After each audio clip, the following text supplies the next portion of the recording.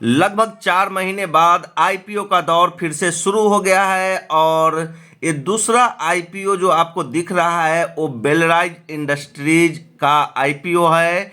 ये कब ओपनिंग होगा? आज ही इसका क्लोजिंग डेट है। तो अगर आपको अप्लाई करना है तो आज ही के दिन इसमें अप्लाई कर सकते हैं। अब अप्लाई करना है, लिस्टिंग गेन मिलेगा या नहीं मिलेगा ये भी हम बताएंगे, जीएमपी भी बताएंगे और साथ में आपको इसका फंडामेंटल भी हम चेक करके आपके साथ शेयर करेंगे कि इस आईपीओ में पैसा लगाना है या नहीं लगाना है।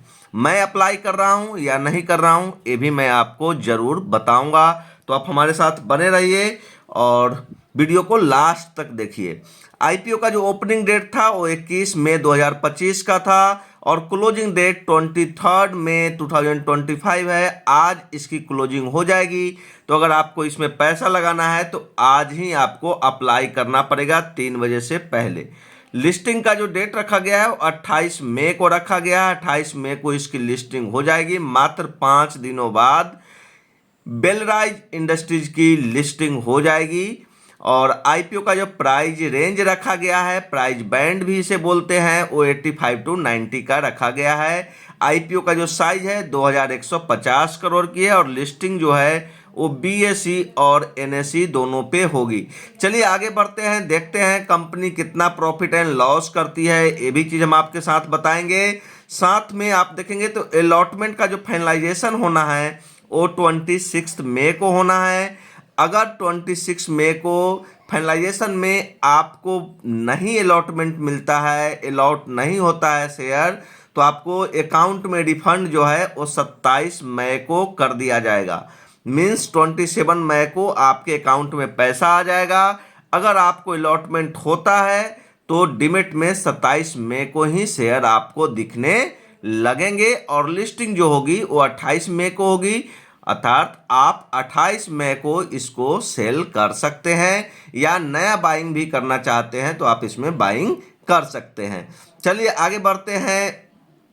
ये देखिए अभी अगर 22 तारीख कल का क्लोजिंग टाइम तक देखेंगे तो एनआईआई ने भर भर के पैसा लगाया है। रिटेल का पार्टिसिपेशन अभी तक बहुत कम है, ये अच्छी बात है। जितना रिटेल का कम पार्टिसिपेशन होगा स्टॉक की लिस्टिंग उतना ज़्यादा ऊपर हो सकती है। आईपीओ जो है वो फुल्ली सब्सक्राइब्ड हो चुका है, 3 गुना से ज़्यादा सब्सक्रिप्शन हो चुका है। आज लास्ट डेट है, लास्ट तक देखना पड़ेगा कि क्या होता है। ठीक है, तो अभी तक तो ये फुल्ली सब्सक्राइब्ड हो चुका है और रिटेल का पार्टिसिपेशन कम है, एक अच्छी बात देखने को मिल रही है। चलिए थोड़ा सा इंडस्ट्रीज के बारे में हम जानने की कोशिश करते हैं।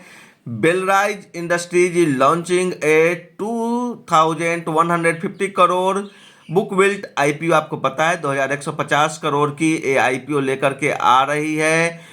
ये ऑटोमेटिव कंपोनेंट्स बनाती है, मेटल चेचिस सिस्टम बनाती है, polymer parts, suspension, exhaust and mirror system, ये सब इसका काम है। मतलब बेलराइज इंडस्ट्रीज का जो काम है वो मेनली 2 व्हीलर, 4 व्हीलर और कमर्शियल और एग्रीकल्चर व्हीकल जैसे ट्रैक्टर वगैरह हो गए वो सब पे भी ये काम करते हैं। इनके जो क्लाइंट्स हैं वो बहुत बड़े बड़े क्लाइंट्स हैं, बजाज हैं, हीरो है, हुंडा है, जेएलआर है एंड टाटा मोटर्स है। ठीक है, तो आपको पता चल गया कि ये कंपनी जो है वो काफ़ी अच्छी तरीके से ऑटो इंडस्ट्रीज के पार्ट मैन्युफैक्चरिंग में काम कर रही है। इनके पीयर ग्रुप की कंपनी कौन से हैं, मैनेजिंग डायरेक्टर कौन है? तो मैनेजिंग डायरेक्टर हैं मिस्टर श्रीकांत शंकर जी, तो ये मैनेजिंग डायरेक्टर हैं। और पीयर ग्रुप में Bharat forge, जियोनो Minda limited, JVM auto limited, ये सब जो हैं इनके पीयर ग्रुप की कंपनियां हैं। अब जो ये पैसा लेगी उसका करेगी क्या? इनका ऑब्जेक्टिव है repayment and prepayment of certain borrowings और जनरल कॉर्पोरेट पर्पस के लिए। चलिए कम से कम ये आईपीओ जो है वो एग्जिट दिलाने के लिए नहीं लाया जा रहा है। ये काफ़ी अच्छी बात है कि यहाँ से एग्जिट नहीं दिलाया जा रहा है। जो इनके पुराने इन्वेस्टर हैं वो इसमें बने ही रहेंगे। ये काफ़ी अच्छी चीज़ यहाँ देखने को मिली है। चलिए आगे बढ़ते हैं, देखते हैं। रिटेल को मिनिमम 1 लॉट लगाना पड़ेगा, जिसमें 166 शेयर रहेंगे और मिनिमम अमाउंट जो लगेगा वो 14,110 का लगेगा। उसी तरह रिटेल का मैक्सिमम 13 लॉट है, स्मॉल HNI का 14 लॉट है। मिनिमम मैक्सिमम जो है स्मॉल HNI जो है वो 66 लॉट लगा सकते हैं और बिग HNI जो है वो 67 या उससे ज़्यादा का अमाउंट लगाते हैं तो वो बिग HNI की कैटेगरी में आते हैं। ठीक है, आगे बढ़ते हैं। आपको दिख रहा है एंकर इन्वेस्टर में 20 में ही इनका लग गया है पैसा। चलिए आगे बढ़ते हैं, देखते हैं प्रॉफिट एंड लॉस। तो ये देखेंगे कांस्टेंट प्रॉफिट आपको दिख रहा है 307 करोड़ का प्रॉफिट जो है वो 2022 में, 23 में ये बढ़ करके 356 करोड़ हो गया और 2024 में ये घट करके 352 करोड़ हो गया है। तो इससे लगता है कि कंपनी बहुत ही मैच्योर्ड है, इसमें कहीं भी कोई भी गलत चीज़ नहीं बताया गया है, बिकॉज कांस्टेंट प्रॉफिट दिख रहा है। इससे पता चलता है कि कंपनी ऑनेस्ट है और वो जो दिखा रहे हैं बैलेंस शीट वो सही है। लायबिलिटी देखेंगे तो लायबिलिटी भी इनकी थोड़ी थोड़ी घटी है और 2022 में देखेंगे तो 2,597 करोड़ की लायबिलिटी थी। 2023 में ये घट करके 2,271 करोड़ हो गई और 2024 में बढ़ करके 2,440 करोड़ की हो गई। तो बिल्कुल परफेक्टली कंपनी ने बताया है और ये सारा कुछ आपको यहाँ पे revenue, profit and loss statement दिख रहा है, प्रॉफिट आफ्टर टैक्स दिख रहा है, यहाँ पे ईबिटा दिख रहा है, टोटल एसेट दिख रहा है, शेयर कैपिटल दिख रहा है, टोटल बोरोइंग्स दिख रहा है। ये सब आप डिटेल में पढ़ लीजिएगा। आइए थोड़ी सी बात करते हैं स्ट्रेंथ और वीकनेस के बारे में।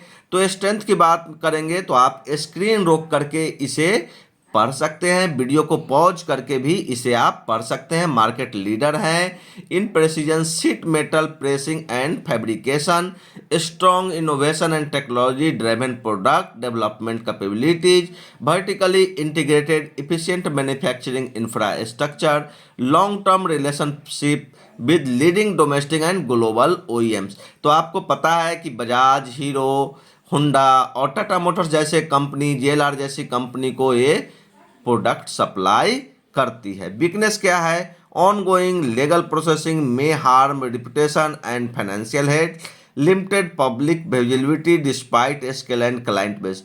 तो इनके बहुत सारे क्लाइंट हैं लेकिन पब्लिक में किसी को पता नहीं, बिकॉज ये B2B बिजनेस है, बिजनेस टू बिजनेस होता है, इसलिए लोकल लोगों को, पब्लिक को इसके बारे में ज़्यादा पता नहीं है। अब ये अपॉर्चुनिटी देखेंगे और थ्रेड्स देखेंगे तो आपको थोड़ा सा आइडिया लग जाएगा कि कहाँ कौन कौन सेगमेंट में इनकी अपॉर्चुनिटी बन सकती है और कहाँ पे दिखते आ सकती है। तो इसको आप वीडियो को पॉज करके देख सकते हैं, पढ़ सकते हैं और समझ सकते हैं। अब चलते हैं GMP, देखते हैं कि इसका करंट GMP क्या चल रहा है। तो ग्रे मार्केट प्रीमियम जो है वो 18 रुपये चल रहा है, मीन्स जहाँ पे अभी लिस्टिंग है उससे 18 रुपये ऊपर, मीन्स ये जो है वो IPO का जो लिस्टिंग होगा वो लगभग 20% ऊपर हो सकता है। तो 20% का आपको लिस्टिंग गेन मिल सकता है अगर कंपेयर करें करेंट GMP से, तो आपको 20% का इसमें लिस्टिंग गेन मिल सकता है। लॉन्ग टर्म के लिए रखना है नहीं रखना है वो आप पे डिपेंड करता है। हम पैसा लगा रहे हैं या नहीं लगा रहे हैं, तो मैं इसमें पैसा लगा रहा हूं और लिस्टिंग गेन इसमें मिलने की 99% संभावना है। अगर मार्केट कंडीशन ऐसे ही रहता है तो लिस्टिंग गेन लगभग 20% का मिलेगा। IPO का जो GMP चल रहा है वो भी 18 रुपये का चल रहा है। ठीक है, तो ये आपको दिख रहा है सारा कुछ डिटेल यहाँ पे। तो बहुत ही बढ़िया IPO है और काफ़ी दिनों बाद आया है, तो सभी लोगों के पास पैसा होगा, आप लोग पैसा लगा सकते हैं, कोई दिक्कत नहीं है। लिस्टिंग गेन मिलना चाहिए। अगर आपको अच्छा लग रहा है तो वीडियो को लाइक कीजिए, चैनल को सब्सक्राइब कीजिए और अपने फ्रेंड के साथ ज़रूर शेयर कीजिए। और अगर आप हमारे साथ लाइव क्लास में जुड़ना चाहते हैं तो फ्री लाइव क्लास आप हमारे साथ जुड़ सकते हैं 9 PM डेली। Thank you.